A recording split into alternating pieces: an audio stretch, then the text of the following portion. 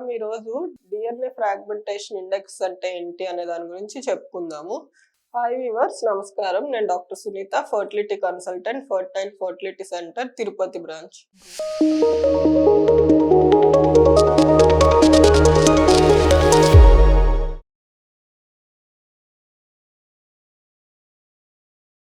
జనరల్‌గా ఏంటంటే male factor ఎవాల్యుయేషన్‌లో గానీ, అన్‌ఎక్స్‌ప్లెయిన్డ్ ఇన్‌ఫర్టిలిటీ అంటే వాళ్ళకి మనం చూస్తున్న స్కాన్‌లో గానీ, సెమెన్ అనాలిసిస్‌లో గానీ అన్నీ నార్మల్ ఉన్నాయి. అయినా ప్రెగ్నెన్సీ రావట్లేదు అనే దాంట్లో గానీ, లేదు రిపీటెడ్ అబార్షన్స్ జరుగుతున్న వాళ్ళలో జెన్స్‌లో చాలా వరకు చూసినట్టయితే ఒక టెస్ట్ అనేది చూస్తాము.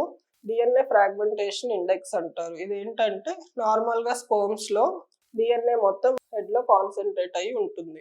సో, ఆ డీఎన్ఏలో చిన్న చిన్న బ్రేక్స్ రావడాన్ని డీఎన్ఏ ఫ్రాగ్మెంటేషన్ అని అంటారు. నార్మల్‌గా గూడా ఇది డీఎన్ఏ ఫ్రాగ్మెంటేషన్ అనేది జరిగినా బాడీలో ఉన్న మెకానిజం వల్ల మళ్ళీ దానికి రిపేర్ అనేది, కరెక్షన్ అనేది జరుగుతుంది. అలా కాకుండా ఎక్కువ ఫ్రాగ్మెంటేషన్ అలానే ఉంటే దాన్ని హై డీఎన్ఏ ఫ్రాగ్మెంటేషన్ ఇండెక్స్ అంటాం. ఇలా ఉండడం వల్ల ఒక ఎగ్, స్పెర్మ్ మీట్ అయినప్పుడు ఏర్పడే బేబీ ఎంబ్రియో నేచురల్ ప్రెగ్నెన్సీలో గానీ, లేదు ఐయుఐ ఆర్ ఐవీఎఫ్‌లో గానీ అబ్నార్మల్ ఎంబ్రియో తయారవ్వడం, లేదంటే ఎంబ్రియో అసలు రాకపోవడము.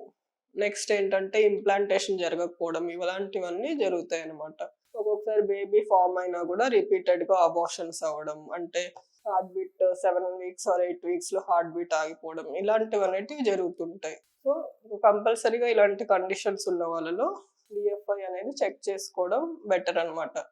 దీంట్లో నార్మల్ రేంజ్ ఏంటంటే లెస్ దాన్ 15-20 ఉంటే నార్మల్ డీఎఫ్ఐ. అంటే వాళ్ళ డీఎన్ఏ ఫ్రాగ్మెంటేషన్ తక్కువుంది. స్పెర్మ్స్ నార్మల్‌గా ఉన్నాయి అనేసి. నెక్స్ట్ మోర్ దాన్ 25 ఉంది. మోర్ దాన్ 25-50 వరకైతే కొంచెం మనం కరెక్షన్స్‌తో కొద్దిగా ట్రై చేసుకొని వాళ్ళకి ఫర్టిలిటీ అనేది పొందవచ్చు. అలా కాకుండా 50 కంటే అబోవ్ ఉంది అంటే సీరియస్ కండిషన్.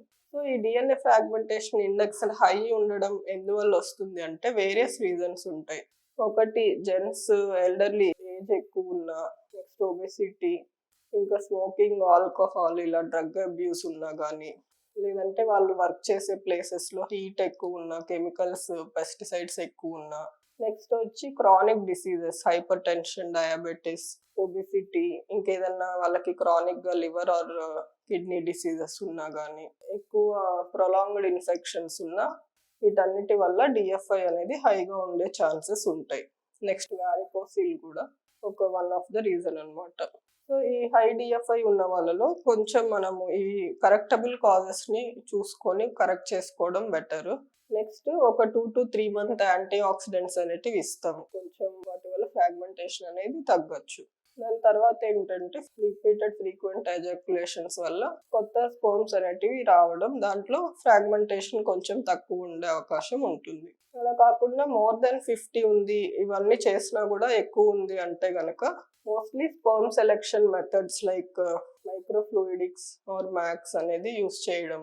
లేదు అంటే ఐవీఎఫ్‌కి వెళ్తున్న వాళ్ళలో డైరెక్ట్ టెస్టిక్యులర్ స్పెర్మ్ ఎక్స్ట్రాక్షన్ వల్ల వాళ్ళకి బెటర్ స్పెర్మ్స్ అనేటివి వచ్చే అవకాశం ఉంటుంది. ఈ రకంగా మనం డీఎఫ్ఐ టెస్ట్ చేసుకొని దానికి తగ్గ ట్రీట్మెంట్ తీసుకోవడం వల్ల ఫర్టిలిటీ అనేది హ్యాపీగా పొందవచ్చు.